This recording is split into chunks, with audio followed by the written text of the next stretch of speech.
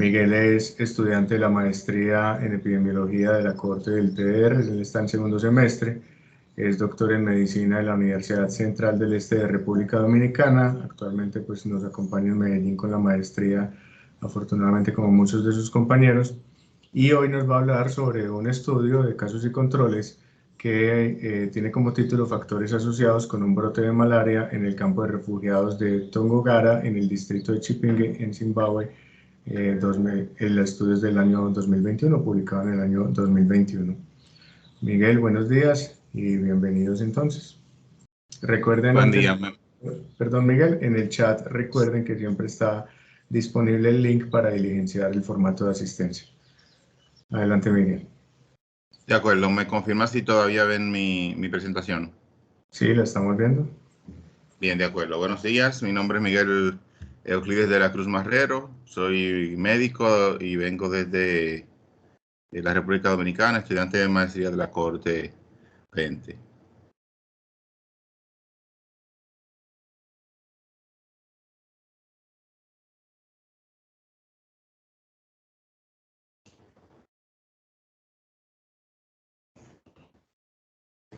Vamos a compartir un poquito de antecedentes.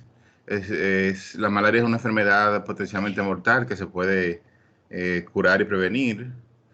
Y según los datos de la Organización Mundial de la Salud, el 94% de los casos que se notifican cada año son detectados en África.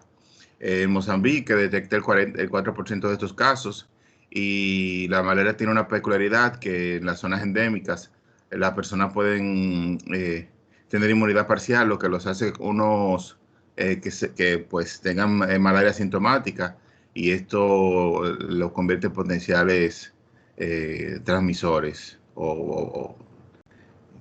También es reconocido que en las poblaciones vulnerables para la aparición de la malaria son los niños menores de 5 años, las embarazadas, los pacientes con VIH positivo y que viven con síndrome de inmunodeficiencia humana, también los migrantes no inmunes y las poblaciones móviles y los viajeros. La Agencia de las Naciones Unidas para Refugiados estima que en el año 2020, 75 millones y medio de personas fueron desplazadas a la fuerza, de los cuales 26 millones en todo el mundo son refugiados. 2/3, aproximadamente 63% de los cuales viven o residen en regiones endémicas de malaria. En 111.571 casos de malaria se detectaron refugiados, y en menores de 5 años, 40.410, lo que representó un 36,2%. El 12,3% de todas las muertes entre refugiados fue causada por malaria, y el 16% en los niños menores de 5 años.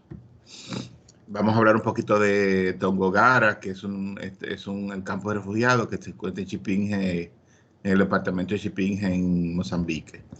Existe este campamento desde 1983 y fue establecido en Zimbabue.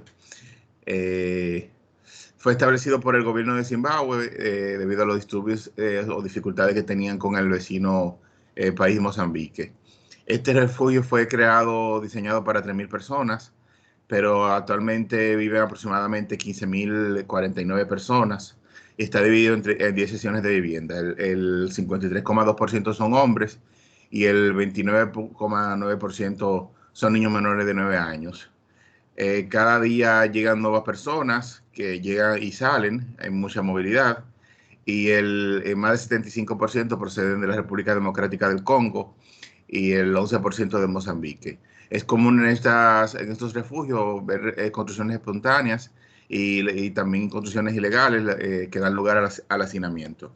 Un poquito de la metodología: este es un estudio de casos y controles no pareados, en lo que se escogió un control por cada caso, y ellos seleccionaron 80 casos que tuvieran síntomas sugestivos de malaria y una prueba confirmatoria. Y el tiempo del corte fue del 22 de marzo hasta el 18 de abril. El tamaño de muestra se calculó utilizando la fórmula de Fleiss, que está incorporada en el estatacal del EpiInfo, con un intervalo de confianza del 95% y una potencia del 80%. Y eso ellos lo tomaron en cuenta revisando un estudio de Mazango y colaboradores que se hizo en Zimbabue, donde ellos decían que el 0,8% de personas tenían mayor riesgo de padecer malaria si sus casas tenían aleros abiertos.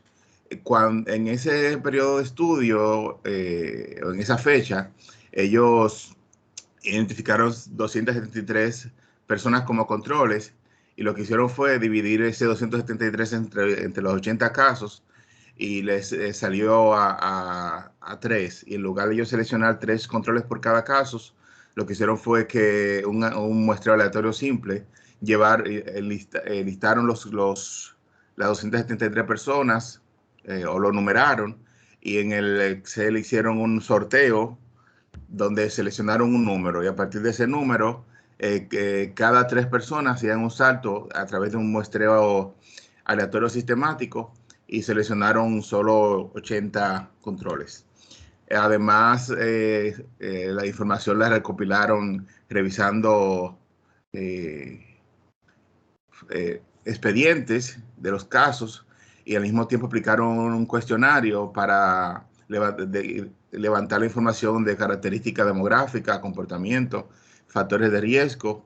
El conocimiento de la malaria lo midieron con la escala de Likert, que habla de aceptable, muy aceptable, tiene varias categorías, y las prácticas familiares entre los casos y controles. Ellos utilizaron el Epidata para 3.1 para recopilar información o para entrada de datos y fue analizada en EpiInfo 7.2.4. Ahí hicieron un análisis cuantitativo donde calcularon medianas, frecuencias, proporciones y los ratios con un intervalo de confianza del 95%. Además realizaron regresión logística para identificar todos los factores independientes y se incluyeron todas las variables que tuvieran un valor de P menor o igual a 0.25 y ellos identificaron que el P valor menor de 0.05 indicaba significación estadística. Esta es una construcción hecha en ese campamento donde ustedes ven los huecos que poseen la vivienda y vamos a conocer rápidamente los resultados. En la tabla 1, que la dividí en dos diapositivas, vemos inicialmente características demográficas de la población. Y iniciando por el sexo, el 59% de los casos fueron del sexo masculino, sin embargo, igual que los controles, un 54%, pero el sexo no fue según el valor de P, no fue una variable de tanta significación estadística. Igual la edad, que los mayores de 5 años representaron el 84%, tanto para los casos como los controles. La mediana de edad para los casos fue de 15 y para los controles de 17, con un índice intercuantílico entre 9 y 26 entre los casos y 10 a 30 entre los controles. El país que aportó más casos fue Mozambique, igual que controles. En cuanto al nivel de educación, vemos que sí es una variable de significación estadística. Y es importante que vemos que el 24% de los casos no tienen ningún tipo de nivel de educación y si sumamos al 56%, eso representaba un 80% que tenían educación primaria y fue un dato que también se vio concordante en los controles. En la ocupación, la mayoría o el 76% expresó que no se dedicaba, no hacía ninguna labor, tanto en los casos como los controles. Y el tiempo de residencia en el campamento, la mayoría coincidió en que tenía menos de 5 años residiendo en ese campamento, y esto vemos en el dato que representó un 71%. Y un 70% para los los controles. Esta es la curva epidémica fue creada por la fecha de diagnóstico de los casos. Y si nos fijamos, denme un segundito.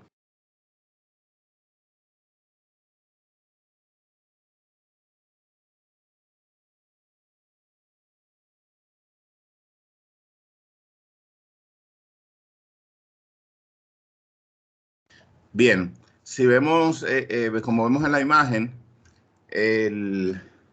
aunque se detectaron algunos casos entre el 14 y 18 de marzo, el brote se estableció el 22 de marzo, pero fue detectado o identificado como brote para el 30 de marzo.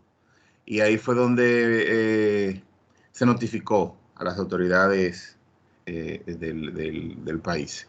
Al mismo tiempo, este brote transcurrió hasta, mejor dicho, fue intervenido el 11 de abril, donde se hace la investigación y se envía el equipo de respuesta. Y ahí entonces, para esa fecha también, el equipo de salud pública es que interviene ya para finales de abril, entre la temporada de lluvias, creo que es, o hay un cambio de la temporada y a finales ya vemos cómo culmina el brote. Ese es el histograma que representa los casos según la fecha de detección. En cuanto a las características familiares y de comportamiento de los participantes del estudio, lo que tuvo que ver con presencia de cuerpo de agua estancado a menos de 3 kilómetros de las casas, el 87% de los casos y el 81% de los controles vivían cerca de un cuerpo de agua estancada. En cuanto a los que durmieron bajo mosquitero en la noche anterior, vemos que el 87% de los casos dijo que no, durmió bajo mosquitero, y el 86% de los controles.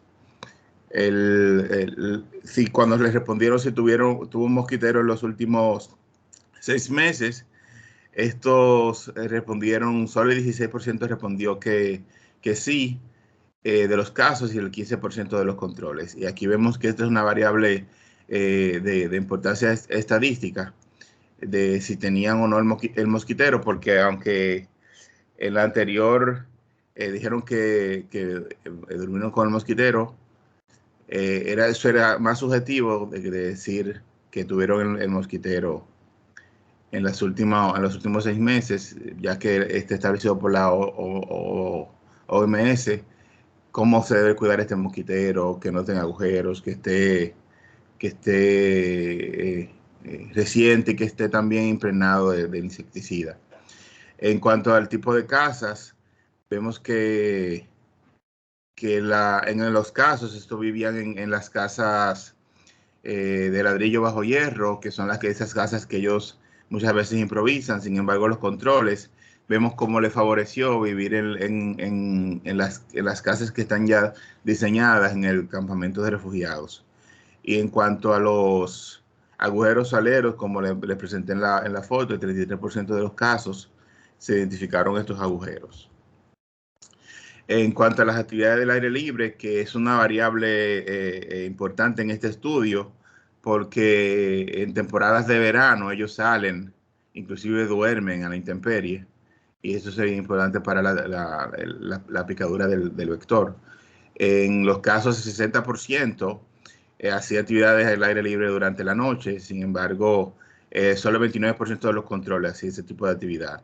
El uso de ropas que les cubra durante las actividades del aire libre, solo el 32% de los casos hacía esta práctica como preventiva.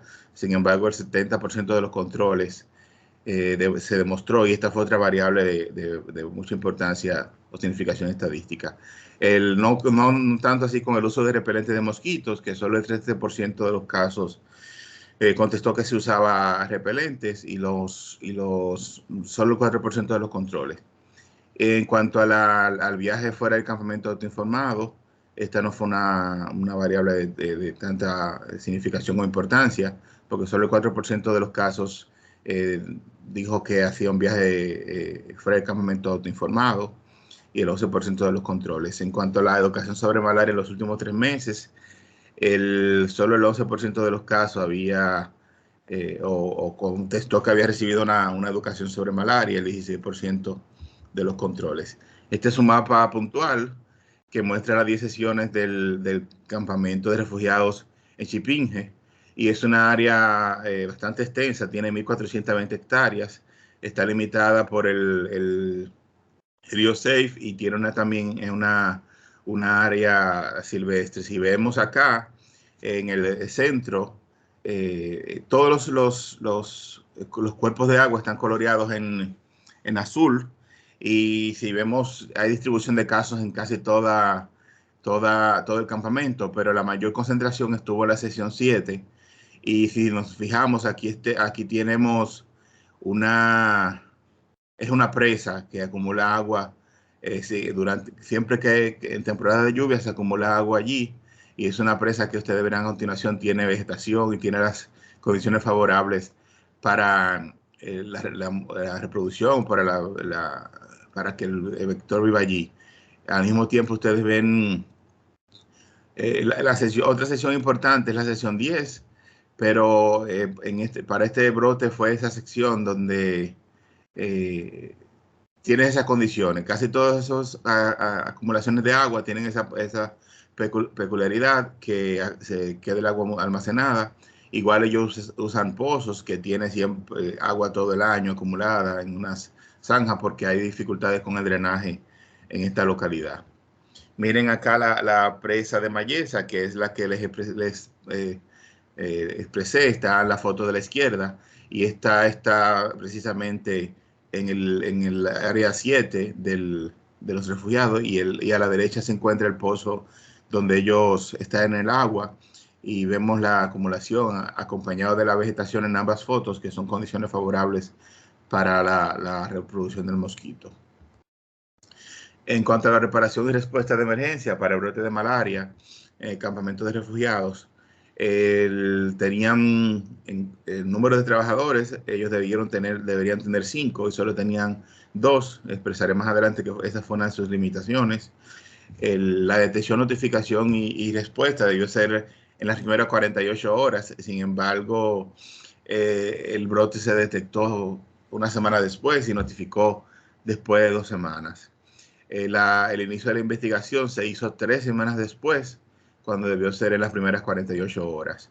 En cuanto a la lista de líneas y mapa de puntos, no estaba disponible, y el control de brotes se debió hacer en las primeras 2 semanas, y vemos en la curva epidemiológica que persistió durante 4 semanas.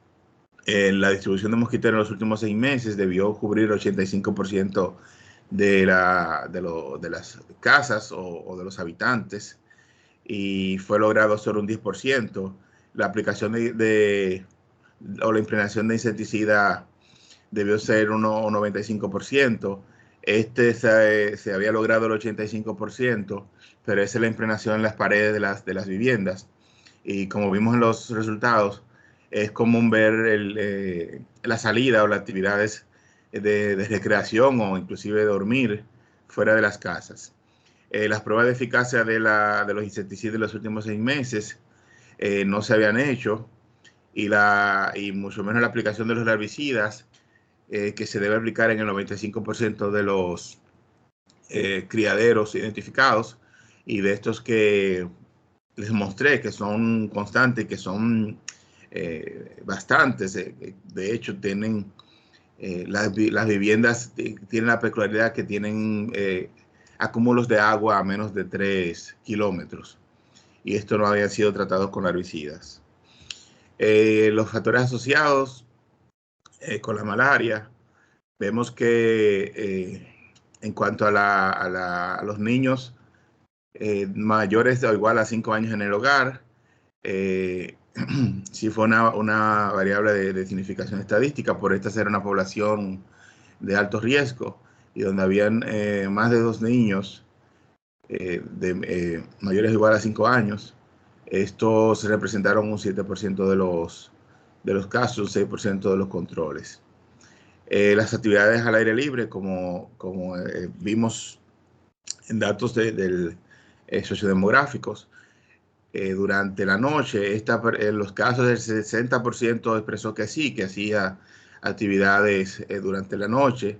Sin embargo, solo el 29% de los controles. Esta fue una variable importante que tuvo que ver como factor asociado para contraer malaria. Y el uso de las ropas que cubrieran el cuerpo durante esas actividades al aire libre, solo el 32% de los casos pues usaba este tipo de ropa. Sin embargo, los controles tuvieron la peculiaridad que el 70% sí usaba este tipo. Dicho de otra manera, la mayoría de los casos que hacían actividades al aire libre no usaban ningún tipo de protección o ropa de protección en la piel para evitar las picaduras. En cuanto al tipo de casas, los casos vivían solo el 18% en las unidades de vivienda de refugiados. Sin embargo, más de la mitad de los controles sí habitaban estos lugares que eran más seguros, más cerrados. Y los agujeros y aleros abiertos en la casa, el 31% de los casos tenían esta situación o dificultad que permitía la entrada y salida de los vectores, y para los controles solo el 13%. La discusión, las actividades al aire libre están consideradas como un factor de riesgo para la contracción de malaria, comparado con el estudio de Muguagua y colaboradores. Residir en una casa de agujeros, ese es un estudio también que lo publicó Mundogowa y Shimberegua, que decía que los agujeros en la casa eran un factor de riesgo. Sin embargo, Yaro y colaboradores establecía que cuando esos agujeros eran tapados, pues los riesgos se disminuían. En esa zona existen fuertes lluvias entre los meses de enero y marzo, y esto daba lugar a la creación de cuerpos de agua, y eso coincidía con la publicación de Workinex y colaboradores. Las actividades agrícolas humanas y la presencia de grifos y mala práctica de gestión de los desechos daba lugar a posibles creadores de vectores, fue un estudio también publicado por Valle y colaboradores. Y una respuesta deficiente al brote puede propagar la malaria, y que fueron resultados de este estudio que fueron comparados con otro estudio de Muchen y colaboradores, y también lo que tiene que ver con el conocimiento de las personas. Cuando era deficiente, disponía a las personas a contraer malaria, que fue contrastado con otro estudio también.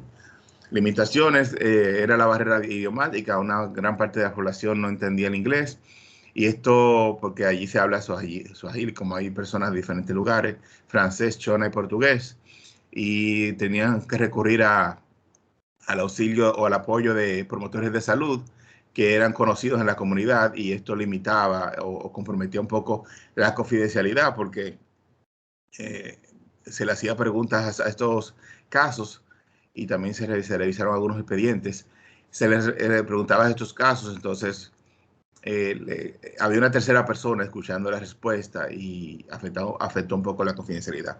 El sesgo de recuerdo, que mucha gente cuando se le preguntaba los últimos 6 meses o un tiempo respondían sobre el pasado, no recordaban muy bien lo que había acontecido en los últimos meses.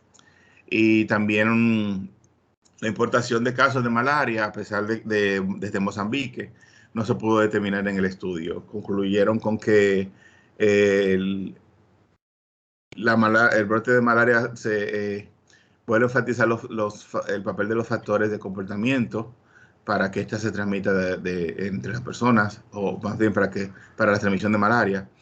Y los factores de riesgo independientes fueron participar en actividades al aire libre por la noche y usar ropa que no cubriera todo su cuerpo, la presencia de los cuerpos de aguas estancados, en particular la presa de Mayesa, y sumándose a eso los controles ambientales deficientes, la respuesta tardía, respuesta rápida a ese brote, esto permitió que se propagara más rápidamente. Eso es todo por hoy. Entramos a un momento de preguntas y respuestas.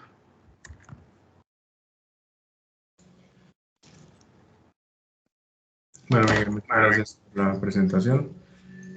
Entonces, abrimos en este momento los canales que tenemos a partir del chat, o quien quiera puede levantar la mano o hacer uso del micrófono para hacer sus comentarios o las preguntas que tengan. Juan Carlos, permíteme usar la palabra.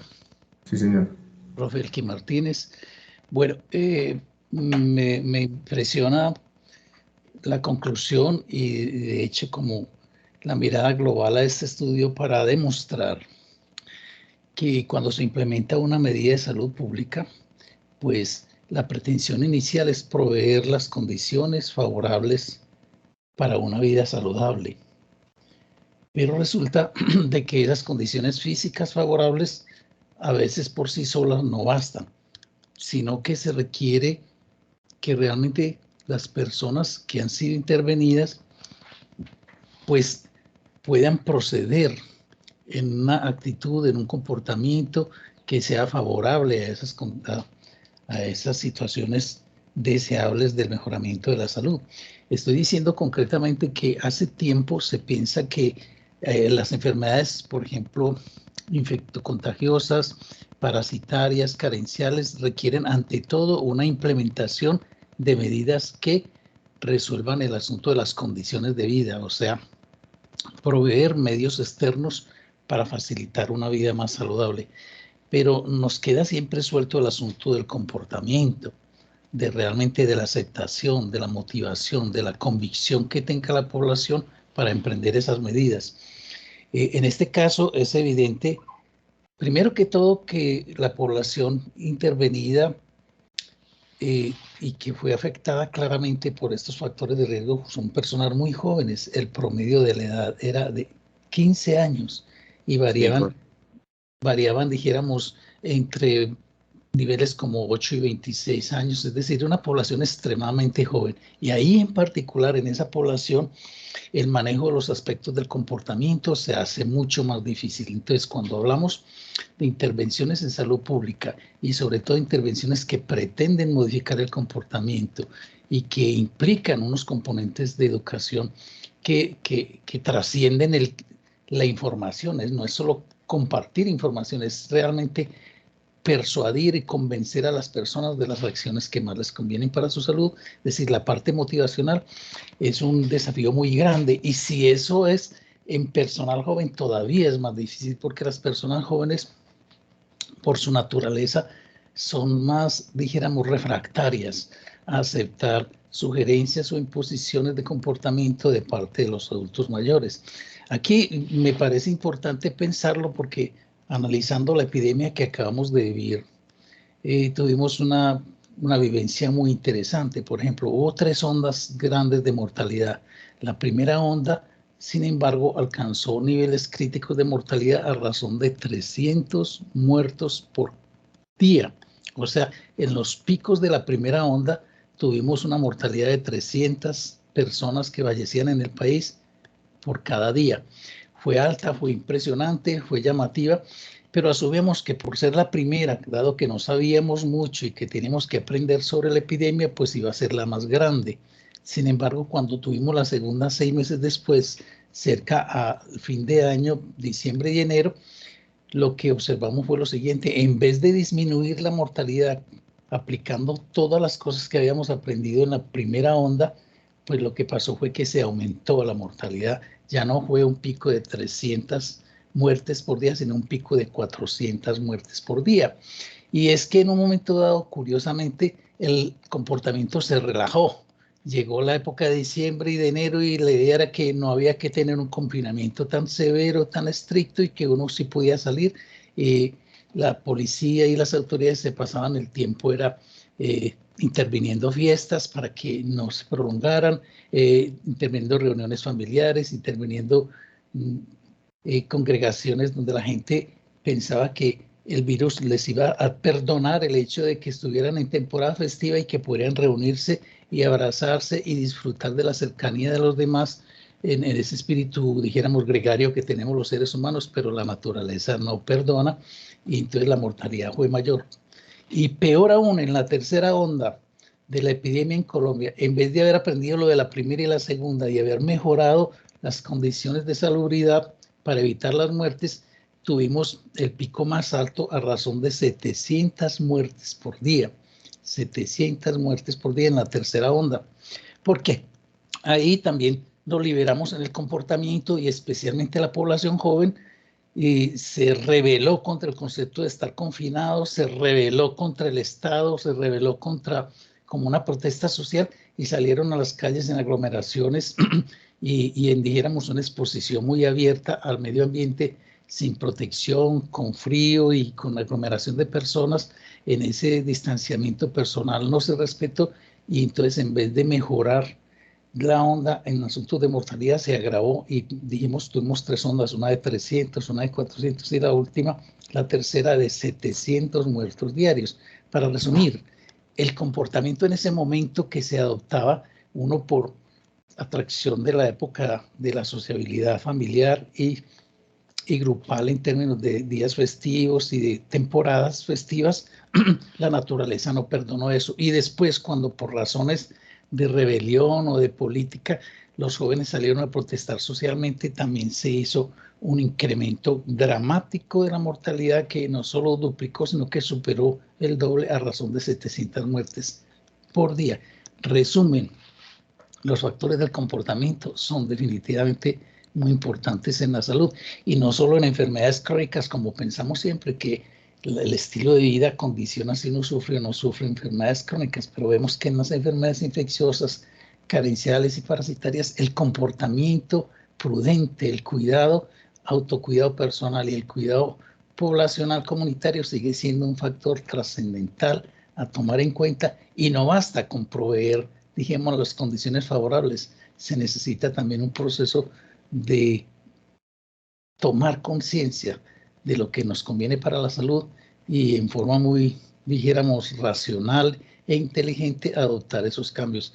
Y esto es especialmente crítico en los jóvenes que por naturaleza tienen, dijéramos, primero un estado de adolescencia que adolecen todavía de cierta madurez y conocimiento y sabiduría de la vida. Y segundo, porque tienen un estado de rebeldía donde prácticamente no están dispuestos a aceptar condicionamientos que no les parezcan confortables, que no les parezcan de su gusto, pero que la naturaleza no distingue de esas razones sociales, ni de razones festivas ni políticas, sino que aplica sus leyes indefectiblemente cuando se violan. O sea que el comportamiento proactivo hacia la salud es necesario y nosotros los agentes de salud tenemos que pensar al educar el desarrollar muy bien esas convicciones de cómo se cuida la salud y qué comportamientos le favorecen. Muchas gracias.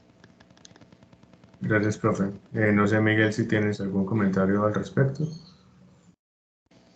Sí, definitivamente muchas epidemias en nuestro país y en el mundo coinciden con esa característica que nos acaba de compartir el profe, que son muchos factores asociados al comportamiento humano que al mismo tiempo provocan la propagación de las pandemias o de las epidemias y son un desafío para poder cambiar ese comportamiento que por años sociedades y países tienen como parte de su cultura y es un factor importante para la ocurrencia de estos eventos. Sí. Mientras... gracias, profe, por su comentario. A ti muchas gracias, Miguel, y felicitaciones. Mientras surgen otras preguntas, pues yo tengo, mientras tanto, para que nos vamos animando, como un comentario que quisiera, como si se puede abrir como una discusión también, incluso invitaría a los profes de epidemiología a ver qué opinan. Y una pregunta para Miguel. El comentario que tengo es acerca de los estudios de casos y controles y de este tipo de estudios en particular. Nosotros tenemos una serie de clasificación de los estudios epidemiológicos o de los métodos que tenemos para evaluar factores asociados. Y yo no sé, mi impresión es que nos seguimos quedando como en un mismo paradigma de seguir buscando factores asociados a partir de significación estadística y de métodos que venimos utilizando durante mucho tiempo, pero mi reflexión durante estos años que he estado metido en esta cuestión del doctorado y en la maestría es que no estoy muy seguro de que sepamos utilizarlos adecuadamente. Y lo estoy diciendo es porque siempre lo que uno ve en este tipo de estudios es que siempre tratamos de hacer lo mismo, es decir, utilizar unos métodos y un valor de P para evaluar posibles variables que puedan entrar a un modelo multivariado y de ahí aplicar un modelo de regresión logística casi que de manera muy estándar, pero sin hacer muchos análisis más allá, incluso análisis desde el punto de vista de la bondad de ajuste de un modelo, etcétera. Pero no solo eso, sino incluso desde el punto de vista de si la muestra es suficiente para poder sacar conclusiones a nivel estadístico o no. O incluso si hubiera sido suficiente con quedarnos simplemente con una descripción de diferencias en un grupo como estos. Y una descripción de diferencias pudiera simplemente llevarnos a hacer hipótesis acerca de qué variables o qué factores pudieran presentar diferencias que en algún momento pudieran justificar un estudio con otro tipo de metodología. Esa es como una reflexión que quisiera hacer y una discusión con los profes si lo consideran, porque creo que en lo que veo en muchos estudios nos seguimos quedando en lo mismo y no estamos avanzando mucho más allá. Y una pregunta para ti, Miguel, y para los compañeros de la maestría es, si vale la pena hacer un estudio de estos donde por las fotos incluso que se muestran en el artículo es evidente que hay unas variables incluso ya de comportamiento, de vivienda, sociales, etcétera, que van a afectar, o desde el punto de vista de lo que ustedes tanto ven en una maestría con énfasis en investigación de la implementación, ¿no sería mejor ya ir de una vez a valorar cómo implementar estrategias que incluso ya estén validadas por estudios bien hechos para poder prevenir precisamente este tipo de brotes? Lo pregunto porque no sé si es pues pertinente quedarnos como seguir buscando factores asociados cuando están tan evidentes. No sé, profe Juan Fernando, si tenía alguna pregunta adicional o quiera comentar sobre esto o enseguida seguimos comentando. Con los buenos días a todos. Miguel Euclides, ¿cómo estás? Bien, profe. Y ahora mejor que le veo por acá. Me alegra verte presentando. Hay un esfuerzo en el trabajo, hasta en la edición, el trabajo que hiciste para la traducción de las tablas y la presentación ordenada del artículo. Yo valoro eso. Y la posibilidad de traer una discusión. Claro que sí, Juan Carlos. Este es el enfoque de la teoría y los métodos de la epidemiología aplicados al estudio de brotes en función de el comportamiento de los casos a lo largo del tiempo, de la determinación de una serie de factores sobre los cuales se centra la atención para identificar a través de un modelo, en este caso multivariado, por la regresión logística, aquellas variables que incrementan la posibilidad de incurrir en la condición de interés. Yo voy a iniciar por la invitación que estás haciendo, Juan Carlos, y este es un tamaño muestral en donde los autores refieren criterios para confianza, potencia y un estudio para una OR, creo que superior a 8, Miguel Euclides. No suele ser frente a la identificación de criterios para determinación del tamaño muestral en un estudio de casos y controles. La pregunta es, ¿qué variable considero en el escenario de múltiples factores que puede estar vinculado con una mayor posibilidad de desarrollo de la malaria? Varias están ahí. ¿Cuál elegir? ¿Aquella con OR superior de 8, de 9 o aquella con OR de 2? Especialmente porque en los estudios la detección de una serie de factores también te va a poner en este escenario, Miguel Euclides. ¿Cuánta potencia tengo para la detección de una OR que de forma independiente luego de hacer el modelo multivariado, ajustando por potenciales confusores, esté vinculada con una mayor posibilidad del daño? No suele ser la elección entre los cofactores que se sospechan. Aquella variable que tiene la OR más alta, de 8, de 10, se va a traducir en tamaños muestrales muy pequeños, probablemente también se va a tener que abrir esa discusión, Miguel Euclides, que hemos tenido en clase, y es para qué confianza, para qué potencia en un estudio observacional analítico estoy considerando un tamaño muestral, y en el conjunto de factores de riesgo que voy a indagar, cuál debería ser un balance entre tamaño muestral y la serie de los factores que se indagan. Yo creo, Juan Carlos, que hay una situación, y es muy bueno traer este tipo de artículos porque miren que están llenos de pruebas de significación estadística en una comparación entre casos y controles en la distribución por variables sociodemográficas o en la tabla donde están las características relacionadas con el estilo de vida. Cuidado, Euclides. Es que una muestra de 80 de 80, que después para una variable como es el nivel educativo se categoriza, creo que son 4 categorías las que están referidas en el artículo para el nivel educativo. Entonces mira lo que te va a empezar a pasar: fraccionamiento de la muestra original por las categorías de los factores que se están indagando. Entonces ahora ya no trabajas con n's efectivos de 80, puedes trabajar con n's de 2, de 3, de 9, de 10, dependiendo de la categoría en donde se estén haciendo. Es un problema, sin duda alguna, comparaciones múltiples basadas en un enfoque de prueba de hipótesis y significación estadística cuando estamos estableciendo la contrastación de grupos en epidemiología. Esto de andar buscando, de hacer pruebas por hacerlas, por el simple efecto del azar podríamos encontrar diferencias, consideraciones que deberán ser planteadas también desde el punto de vista de cuál es la utilidad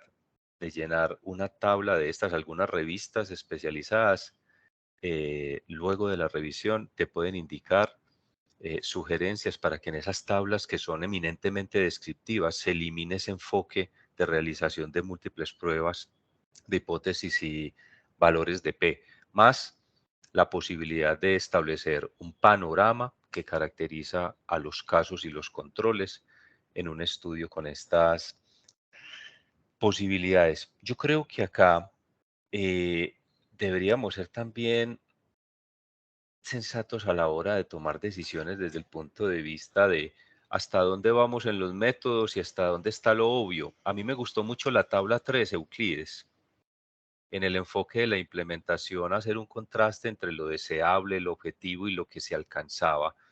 Es una tabla que presenta las serias limitaciones desde el punto de vista de poder hacer control, de poder reducir a unos niveles en epidemiología para una zona que sea una zona endémica, un problema. Esa tabla 3 me parece que con el enfoque de implementación para la Corte es una tabla supremamente interesante y que no suele estar presente en los estudios clásicos de casos y controles, identificando cofactores, mirando sus distribuciones, valorando bivariadamente si eso te alcanza un nivel P para incluir o no en el modelo multivariado. Entonces, a mí me alegra, Juan Carlos, la invitación que nos haces, porque también tiene que ver con el refinamiento metodológico y con las decisiones que tomamos cuando estamos frente a la base de datos. Entonces, cacería de valores de P, todas las variables son 50, cruce las 50 con el afán exclusivo de presentar si fue estadísticamente significativo o no lo fue. Mejor información proporciona la estimación por intervalo de confianza para la medida de la asociación si se cumplen las etapas de lo bivariado, de lo multivariado y de la determinación de la calidad del modelo, y muy especialmente la manera en la cual se hizo el ajuste para un factor que se detecta como asociado. Estimación por intervalo porque proporciona la información de la magnitud de la asociación, de la precisión con la cual los investigadores están efectuando esa estimación, y nos resuelve el asunto de estar mirando solo valores de P, porque en el enfoque de estimación por intervalo está también la significación estadística, es decir, ganancia en términos de 3 elementos para concluir a favor de la identificación de un factor de riesgo o no en un estudio. Euclides, te agradezco mucho la presentación, porque también veo que estás ya en el desarrollo, en la elección de artículos a partir de lo que has visto en los cursos de bioestadística y en epidemiología, y frente a la posibilidad de hacer un trabajo muy interesante, integrando lo que es el enfoque de investigación de la implementación y los métodos de la epidemiología clásica para la detección de los factores de riesgo. Muchas gracias. A usted por el aporte y comentario, profe. Gracias, profe. La profe Araceli nos pidió la palabra. Bienvenida, profe. Buenos días, muchas gracias. Bueno, yo pienso que este artículo es un buen material didáctico frente al aprendizaje de la prueba pues, de hipótesis frente a la ocurrencia de brotes. Entonces es bueno tener presente que este estudio de casos y controles no busca, pues, digamos, centrarse en el análisis de causalidad por sí mismo, sino que es un asunto práctico de corroborar qué factores pueden estar influyendo en la ocurrencia de ese brote, con lo que siempre hemos conocido que se identifican estos factores como una forma de orientar las medidas a tomar, ¿cierto?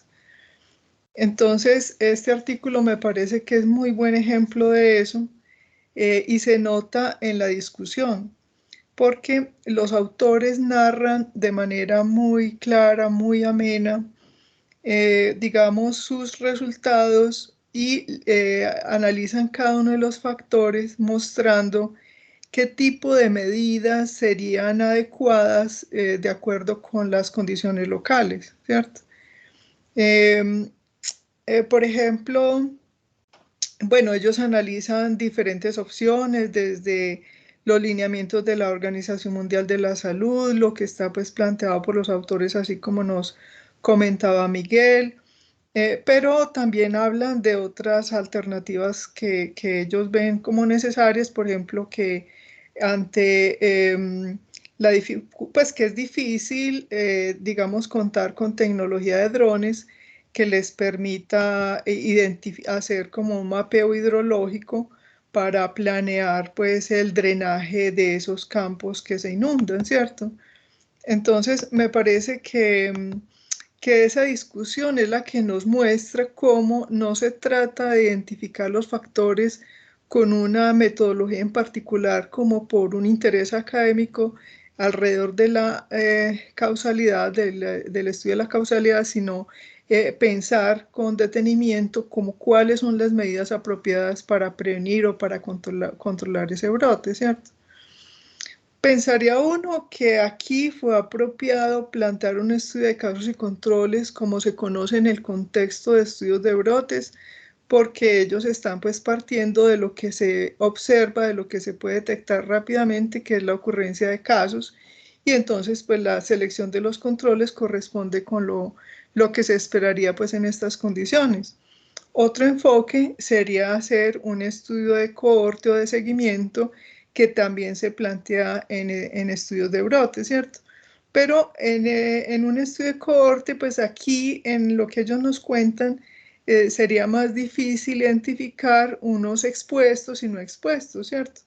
Como para hacer ese grupo de comparación dentro de un estudio de seguimiento.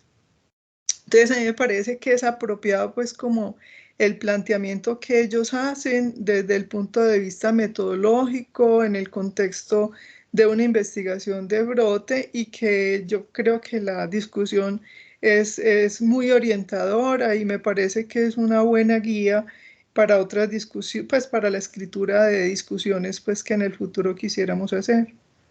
Muchas gracias. Gracias, profe. José Miguel, si tienes algún comentario. No, por el momento, agradecido por los aportes que han hecho los profesores en el día de hoy, porque más que ver los resultados de este estudio es un punto de partida para nosotros que estamos iniciando la investigación, ver si tomar este estudio como un punto de referencia, cuáles mejoras se le puede hacer, qué tomar de este y tomar de otros. Y creo que sí que tiene un valor importante esta discusión esta mañana sobre este tipo de estudios que en un momento se convierte muy frecuente o como una opción para seleccionar este tipo, los famosos estudios de casos y control. Entonces agradezco inmensamente. Yo sé que mis compañeros también han sacado mayor provecho bastante de ese comentario significativo que han hecho los profesores en la mañana de hoy. Euclides, una de las situaciones que nos convoca en el Club de Revista también es la posibilidad de detectar las claves para la preparación y conducción de diseños de investigación epidemiológica. Por eso la disección del apartado metodológico en lo relacionado a cómo se identificaron los casos y esta prioridad. Recuérdenlo, la calidad de la evidencia en un estudio de casos y controles tiene un vínculo tremendo en función de la estrategia con la cual se hace la identificación, selección de los controles. Porque una relación 1 a 1, Euclides o a veces autores que proponen relaciones de 1 a 3 en términos de casos y controles.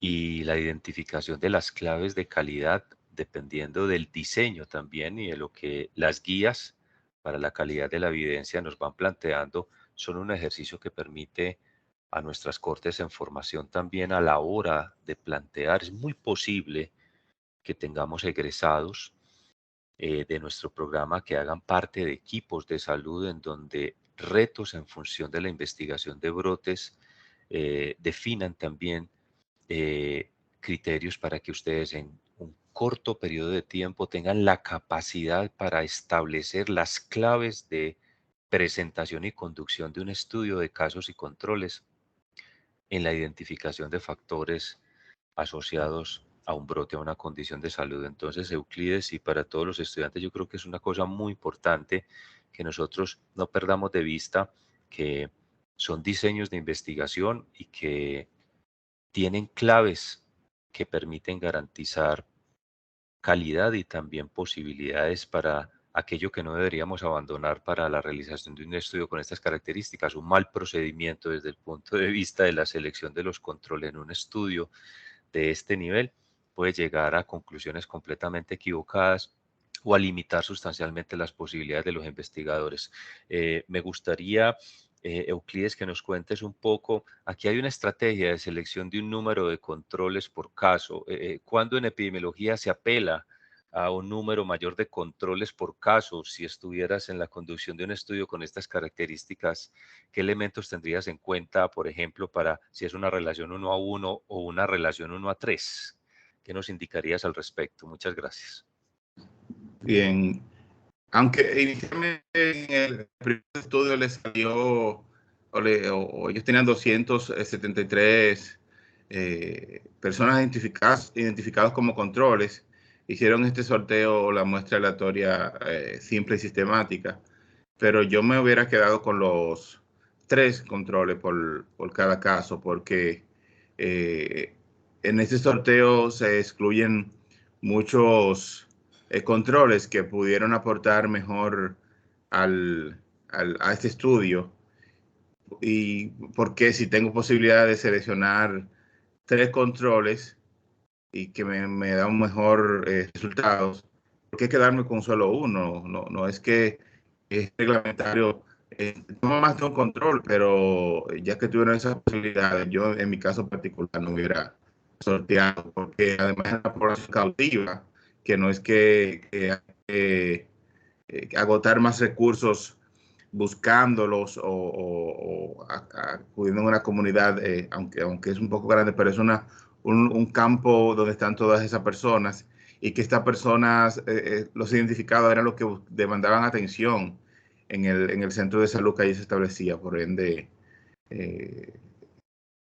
no sé, eso particularmente no. Euclides, ¿a qué te refieres con un número mayor de controles se obtendría un mejor resultado? ¿A qué te refieres con un mejor resultado? ¿Qué se gana desde el punto de vista o qué criterio considera el investigador para una identificación de un número mayor de controles por cada caso en el estudio? Claro, porque si yo tengo un mayor número de controles, mi intervalo de confianza se achica, se ajusta y por ende tengo mayor potencia en el estudio y los resultados esperados no hubieran sido igual en un control por cada caso si hubiera tenido 3 controles por cada caso. Muchas gracias. Juan Carlos, ¿me permites un comentario adicional? Sí, claro, profe. Bueno, en este estudio me llama la atención otro aspecto.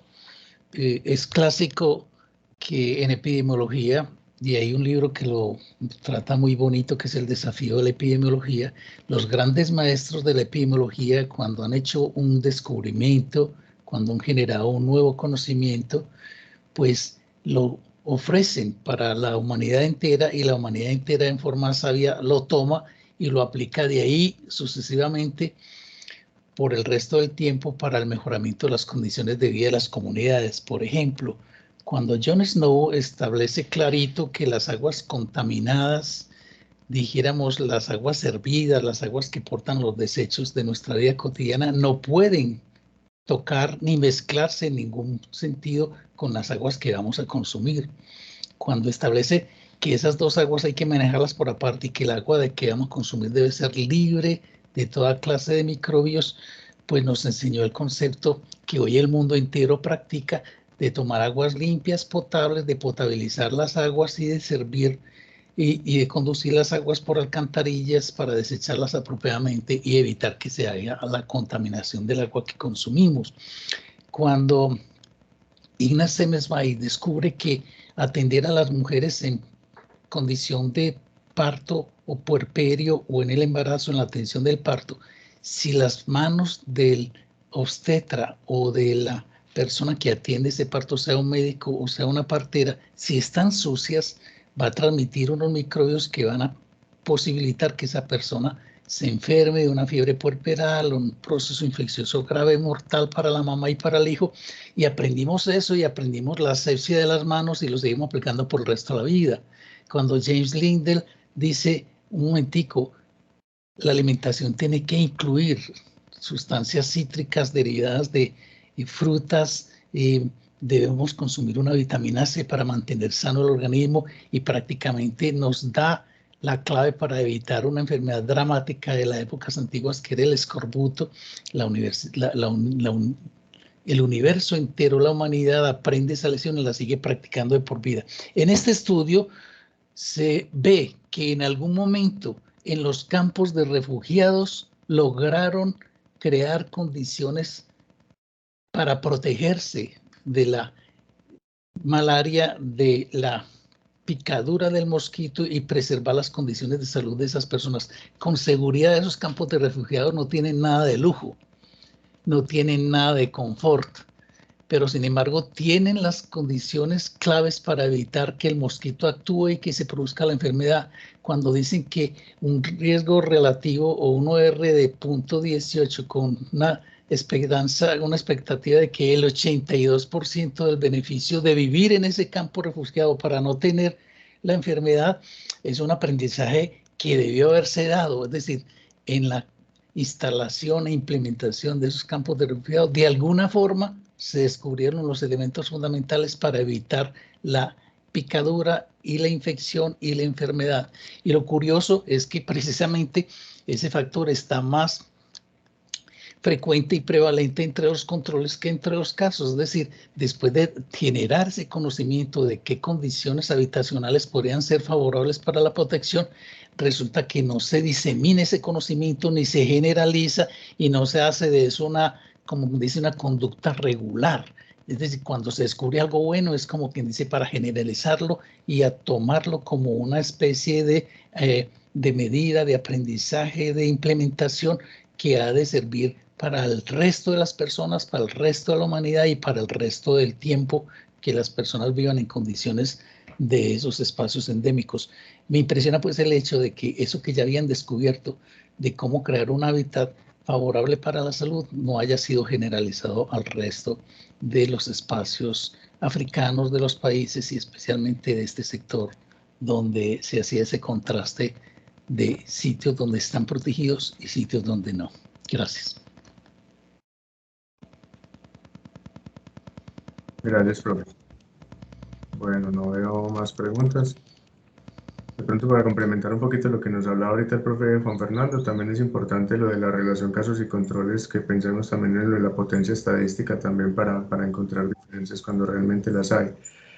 Y ahí haría yo un llamado a que revisemos ese tema en algún momento también, pues de forma individual o en uno de los CREPI con alguno de los estudios, porque precisamente cuando deberíamos aplicarlo, cuando tenemos una hipótesis acerca de una asociación que estemos valorando entre una variable y un desenlace como tal, o en estos casos donde estamos viendo cuál de todas o cuáles pueden estarse asociando y qué tanto necesitaríamos mejorar la potencia pensando también en un modelo multivariado. Entonces creo que son situaciones interesantes que nos retan a todos como estudiantes para que leamos y aprendamos un poquito más. Bueno, yo creo que entonces ya son las 8. Les agradezco mucho por la atención. Miguel, felicitaciones. De nuevo, muchas gracias por el trabajo, por la buena presentación que nos hiciste el día de hoy. Recuerden que la próxima semana no tenemos CREPI, estamos en Semana Santa. Retomaríamos entonces el 20 de abril, o sea, en 2 semanas. A todos, buen día, muchas gracias. Euclides, muchas gracias, felicitaciones. Gracias, gracias Juancho. Gracias. Un feliz día para todos. Que estén bien, hasta luego. Chao, profe Elkin. Gracias.